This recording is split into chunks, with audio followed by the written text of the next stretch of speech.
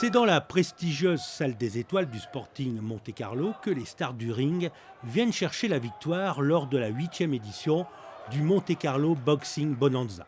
Au programme, 4 combats exceptionnels, 2 championnats du monde WBA des poids superplumes et des poids coqs, un combat pour le titre continental WBA des poids super moyens et un combat pour le titre intercontinental WBA des poids lourds.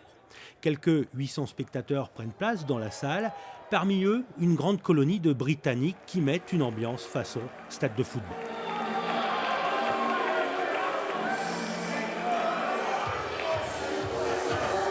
En guise d'amuse-bouche de ce gala, le combat d'Adriani Vastine. C'est le seul Français au programme de la réunion. Licencié à Monaco, Vastine, 32 ans, 72 kilos, dispute là son 2e combat professionnel. Il est opposé à l'Italien Antonio Di Mario. Ses crochets et ses directs du gauche lui permettent de remporter une 2e victoire chez les professionnels. C'est un boxeur qui est plus expérimenté que moi dans le domaine professionnel, parce que voilà, il a 5 combats, je crois, 3 victoires, un nul, une défaite. Moi, voilà, c'est mon 2e combat chez les professionnels. Je gagne, c'est le principal. Je pense que j'ai fait mon travail. Après, j'aurais pu le faire d'une meilleure manière, je pense. Moi, je suis tout jeune dans le monde professionnel. Il faut que je m'adapte à fur et à mesure des combats. Voilà, je suis à 2 combats de victoire. On va dire que voilà, pour le moment, ça se passe bien, mais il faudra encore plus travailler aux entraînements pour les prochains combats qui seront plus difficiles. C'est quoi qui a fait la différence ce soir? Peut-être l'intensité, parce que j'ai beaucoup avancé sur les 3 premiers rounds, les 3 premiers rounds. Et après, vu que j'avais gagné 3 premiers rounds en pressant et que je le sentais légèrement fatigué, les 3 derniers, j'ai géré parce que je me disais qu'à ce rythme-là, j'allais peut-être pas tenir jusqu'aux 6 rounds. Alors j'ai préféré faire les 3 autres rounds plus techniquement et voilà, ça m'a permis de respirer un peu et de même mieux gérer le combat. Les choses sérieuses débutent avec le combat pour le titre continental WBA des poids super moyens. Sur le ring, le Britannique Martin Murray, short noir, et l'Allemand d'origine nigériane Mou Lawal. C'est la 2e fois que Murray boxe en principauté. L'an dernier, il avait affronté la superstar Gennady Golovkin pour le titre des poids moyens WBA, WBO et IBO. Face au puncher kazakh, il avait tenu bon jusqu'au 11e round avant de s'incliner. Pour son retour en principauté, le Britannique est le grand favori face à l'Allemand et le public s'attend à ce qu'il ne fasse qu'une bouchée de son adversaire. Mais le combat ne se déroule pas comme imaginé. Lawal fait douter Murray jusqu'à la 9e reprise. Finalement, à l'issue des 12 rounds, la décision revient au juge qui déclare Martin Murray vainqueur. Le Britannique peut poursuivre sa route vers un titre mondial.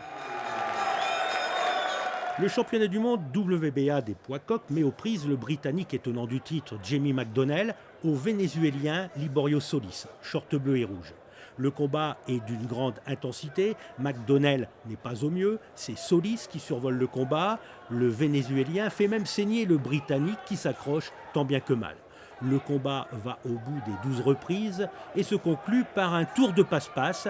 Les juges déclarent vainqueur Jamie McDonnell à la surprise générale. Le Britannique conserve donc son titre, mais sous les huées du public.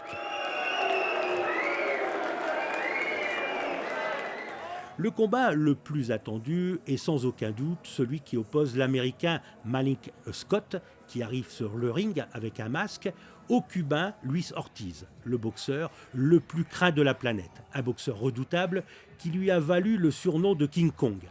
Luis Ortiz, short blanc, est aussi une machine à KO sur ses 25 victoires depuis 6 ans, c'est-à-dire depuis qu'il est professionnel, il en a remporté 22 par KO. L'enjeu de ce combat est le titre intercontinental WBA des poids lourds.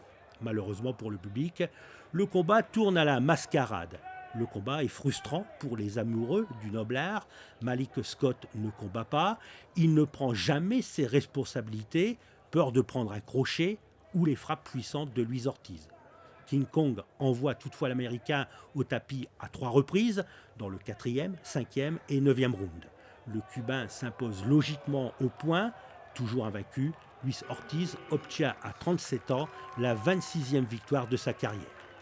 La soirée se clôture par le championnat du monde WBA des poids superplumes.